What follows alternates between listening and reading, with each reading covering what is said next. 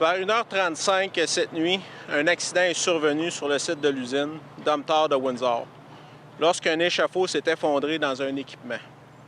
3 travailleurs ont été blessés physiquement dans l'accident. Un travailleur a été conduit à l'hôpital où on ne craint pas pour sa vie. 2 travailleurs sont toujours coincés et les démarches sont en cours pour effectuer leur sauvetage sécuritaire par les intervenants spécialisés. Pour le moment, nous ne pouvons pas confirmer leur état de santé.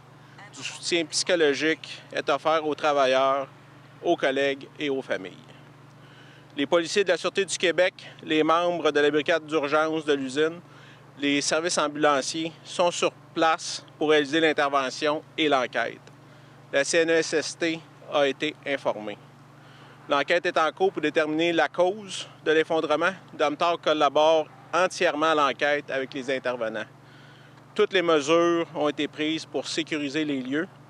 De plus amples renseignements vous seront communiqués au fur et à mesure que les faits seront vérifiés et connus. Contexte des travaux, c'est des travaux majeurs. L'usine est actuellement en arrêt au niveau des opérations. Donc, on était à préparer des travaux d'inspection dans cet équipement-là. Actuellement, on peut confirmer que ce sont des employés d'entrepreneurs. C'est dans le département de la pulperie au niveau du lessiveur. C'est un vaisseau de cuisson des copeaux pour la production de la pâte. C'est un silo sous pression de 20 étages de haut qui est dans une bâtisse, donc très peu de visuel parce qu'il y a des étages autour de cet équipement-là. Donc, c'est très difficile d'avoir un visuel de l'ampleur. Il s'affairait à effectuer des travaux dans cet équipement-là. Il y a d'autres personnes qui étaient dans l'équipement et au pourtour de l'équipement.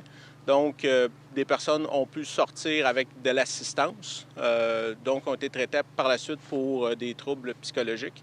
Puis aussi des travailleurs qui étaient dans les environs qui ont été aussi traités pour des troubles psychologiques. Actuellement, on a envoyé une personne par ambulance et on ne craint pas pour sa vie.